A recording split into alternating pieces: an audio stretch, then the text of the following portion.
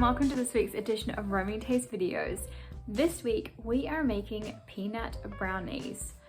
Trust me when I say that this classic New Zealand biscuit that is often purchased down the grocery aisle from a very famous biscuit company is a great one to have in the house. It comes together super quickly, has a beautiful cocoa base, and includes those really delicious peanuts, which are dry roasted. So they don't have like too much flavor added, but they do add just a little bit of saltiness. Trust me, it's really hard to eat just one.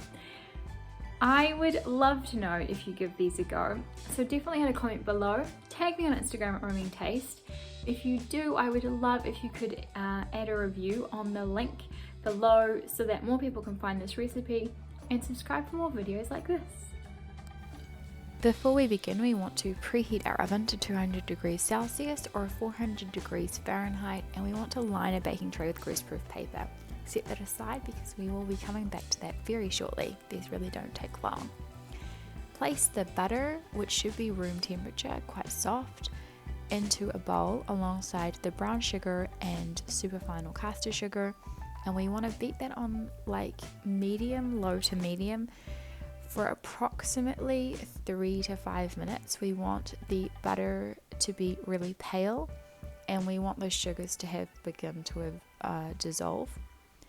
You can see it really doesn't take long, and the longer we beat, the more that it becomes like this nice homogeneous mixture. What we're doing here is making sure that the mixture becomes really aerated and giving that sugar, fat, and the air a nice opportunity to really incorporate well. So in the intro video I mentioned that in New Zealand these are often found down the grocery aisle. They're a very famous company, and they are more like a chocolate shortbread that includes crunchy peanuts. So these biscuits are a slightly more modern version in that they're a little bit fluffier and softer in the center, and they include dry roasted peanuts. The reason for dry roasted peanuts is that they add a little bit more flavor than if we were to just simply add plain raw peanuts into these biscuits.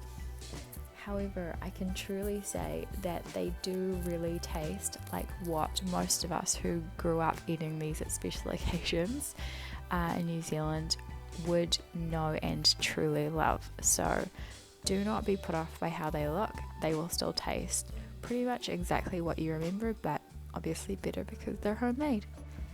Next we add in our eggs, and we beat them on, again, low to medium, so about the 3 to 4 mark if we have a hand beater. And we want to really make sure, because this is the last of the wet ingredients that we're incorporating, to really incorporate or mix through well. Then we add those dry ingredients, that beautiful cocoa powder. Mine is quite high quality, which does add a slightly different texture to any like chocolate baked goods.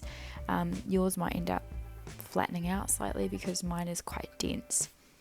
Flour, salt, and the baking soda then go in. Now we incorporate this on relatively low, and we want to just incorporate and mix that flour through until there are no dry portions remaining around the bowl, and that it has basically just mixed, and then we want to stop. We don't want to over mix at this point. We really just want to mix until necessary, so it won't take long. And lastly, we add the magic ingredients of our dry roasted peanuts. This mixture is a little bit tough, as you can see. My spatula came out a few times out of its handle, but it's okay, we got there in the end. And this is due to it being like quite a firm cookie dough mixture.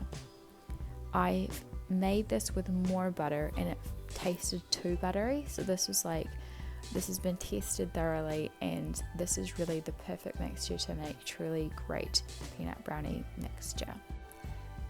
The next step is really just making sure that the cookie dough fits nicely into our scoop. The scoop I used for this video is approximately 5 centimeters in diameter, or it's 1.97 inches. In the original recipe on my website that will be linked in the caption below, I used a larger scoop, so about 6 centimeters or 2.3 inches in diameter, which means that the original recipe has a longer baking time, and I also ended up with less cookies, obviously.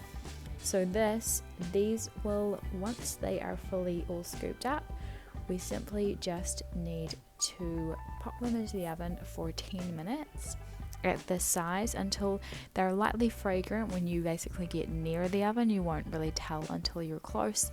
And we want to remove them and let them sit on our baking tray for about 2 minutes before we place on a cooling tray. If you're making a bigger cookie, they will need about 14 minutes, and again it will be the same result.